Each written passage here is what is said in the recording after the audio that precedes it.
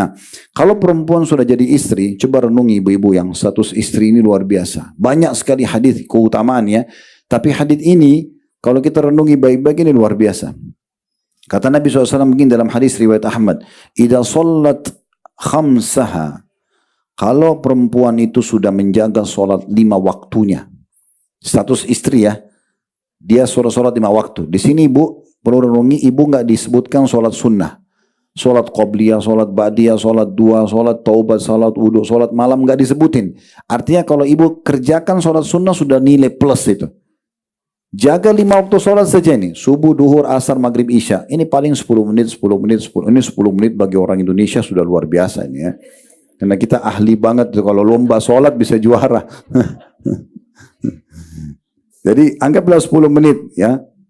Ini seperti 50 menit. Ini saja ibu jaga. Kalau istri atau seorang wanita menjaga 5 waktu sholat. Kalau dia sholat sunnah ini berarti tambahan ya. Ini 5 waktu sholat yang wajib saja. Wasamat syahraha.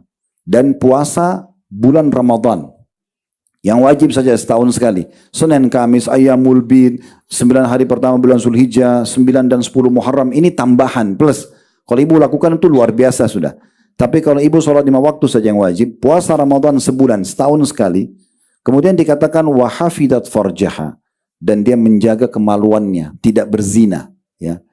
Kemudian wa'ata'at zaujaha, ini yang keempat. Dan dia taati suaminya. Apapun suami bilang, iya, selama bukan maksiat. Ya.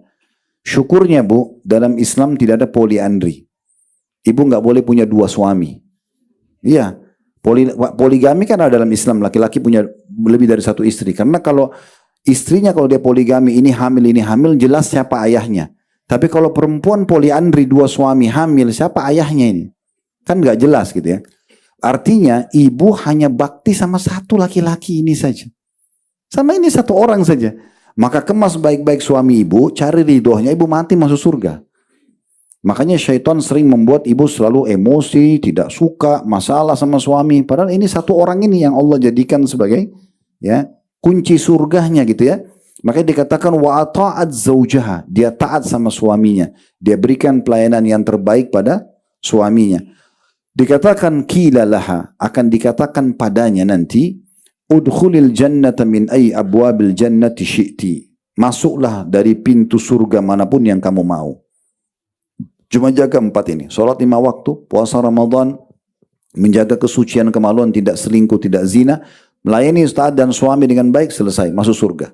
Laki-laki tidak ada seperti ini, ya. Banyak harus ada jihad, ada banyak bab-babnya gitu ya. Tapi perempuan itu dimudahkan oleh Allah. Itu status istri. Makanya saya sarankan yang sudah status istri nggak usah terlalu banyak programnya, ya.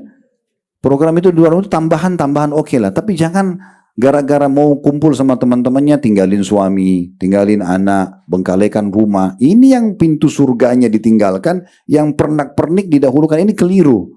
Pernak-pernik boleh kumpul sama teman-teman, jalan seperti ini, pengajian, urus keluarga, silaturahim, jenguk orang sakit, tapi jangan yang utamanya ditinggalkan. Ini seperti ibu sholat sunnah tapi sholat wajib ditinggalkan. Kejar ikan teri, ikan pausnya lepas gitu kan.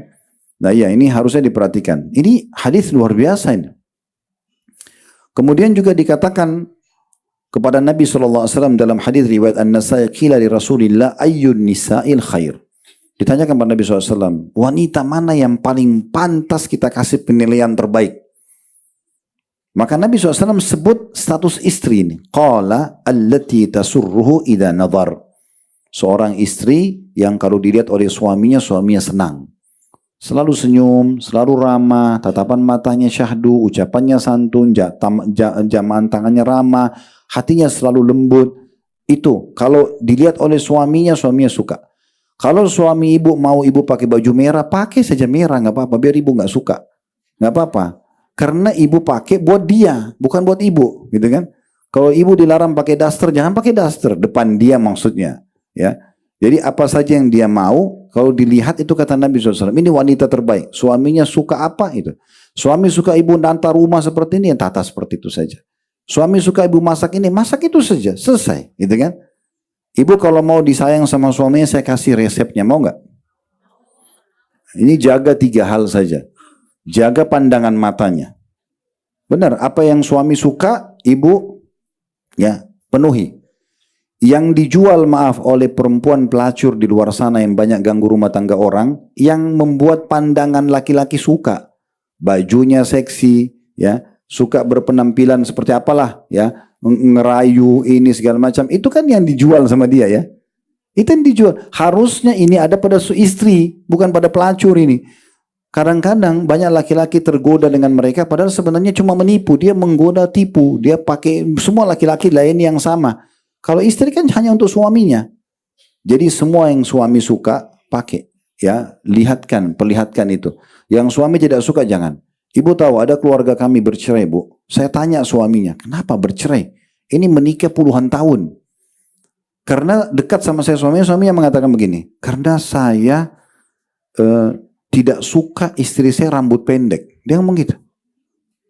Itu cerai gara-gara itu sebabnya. Tapi karena tidak ada yang korek dari dia, tidak ada yang tahu. Saya duduk, kenapa mau cerai? Masalahnya apa? Dia bilang, saya tidak suka istri saya rambut pendek. Saya suka yang rambut panjang. Saya ini kalau di luar rumah, lihat perempuan rambut panjang, saya tergoda. Jadi saya mau istri saya rambutnya panjang. Tapi kalau saya bilang, rambutmu dijaga ya. Enggak, saya begini terserah mau terima atau tidak terima ya sudah. Tapi dia sabar sekian tahun meledak juga. Jadi bom waktu. Udah ditinggalin istrinya. Karena selalu nggak mau dengar gitu. Salahnya apa sih kalau rambutnya dipanjangin suaminya mau? Ibu terbiasa pakai daster sebelum nikah. Setelah nikah sama suami pernah hidup di Amerika, pernah hidup. Mau perempuan yang terbuka pakaiannya depan dia nggak ada masalah. Dikasih hadiah baju pakai, jangan ditaruh di lemari. Dipakai, gitu banyak orang gitu. Diberikan oleh suaminya. Banyak suami sampaikan sama saya keluhan. Ustaz, saya belikan baju yang saya suka nggak mau dipakai. Terutama pakai baju tidur gitu ya. Orang biasa bilang baju tugas gitu ya. Nggak mau dipakai, mau-maunya sendiri. Bu, ibu harus tahu karakter perempuan sama laki-laki beda, karakternya beda. Ibu itu dominan perasaan, kami laki-laki dominan akal. Perasaan itu beda sama akal ya. Kalau akal itu dia solusi, langsung kalau ada masalah solusi. Saya kalau sama bapak ini bawa mobil, kemudian ban mobil kami pecah, maka yang kami pikir langsung solusinya, bengkel di mana. Kami nggak akan bahas lagi kenapa ban itu pecah. Laki-laki biasa begitu. Ibu kalau cerita sama suami, ini rumah bocor, itu otaknya lagi jalan, pikirannya solusinya apa. Kalau ibu beda, perasaan. Ibu kalau naik mobil, ban mobilnya pecah, ibu nggak cari bengkel, ibu turun lihat bannya dulu, kenapa pecah ya? Lah ya, terbawa perasaan beda. Nah itu.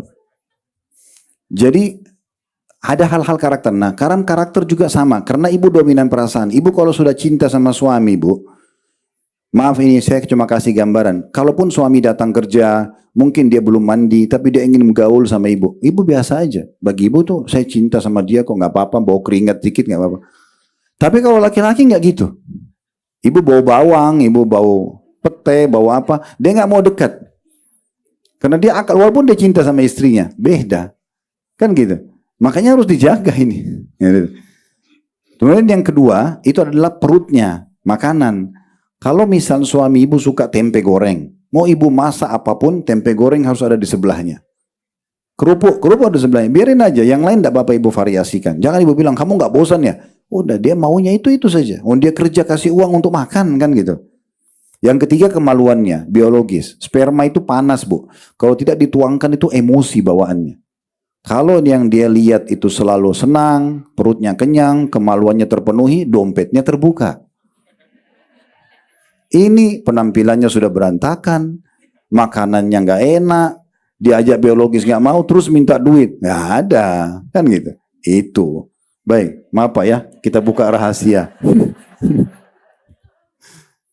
Baik, ini diantaranya. Begitu juga dalam hadis yang sahih diriwayatkan Tirmidzi dan Ibnu Majah. Ini kalau ibu selama hidup selalu baik sama suami, statusnya ya. Selalu santun, selalu ramah, sehingga suami itu kayak merasa tidak bisa hidup tanpa ibu. Karena ibu selalu manjakan dia, sayang dia, berikan perhatian, penuhi kebutuhannya, buka lemari semuanya rapi, yang dia mau pakai pakaian ada, yang makanannya ada, semua yang semampunya gitu ya. Ibu berikan, ibu selalu tampil yang terbaik, wangi, bersih di hadapan dia misalnya. Kemudian ibu meninggal, sementara dia merasa kehilangan, ini namanya ridho, ya, keridoan. Kata Nabi SAW, ayyam mamra'atin matat wa zawju anha radin dakhalat jannah. Istri manapun, statusnya istri nih, yang kalau dia meninggal sementara suaminya ridho, maka dia dijamin masuk surga. Jadi usahakan ibu kalau meninggal, itu suaminya bilang, wah ini istri saya meninggal. Gimana caranya mencarikan gantinya? Susah. Gitu. Iya. Jangan sampai ibu meninggal, kemudian suami bilang, Alhamdulillahi Rabbil Alamin. Meninggal orang yang selama ini cerewet, banyak tuntutan, susah diatur. Nah ini hadisnya begitu. Ya.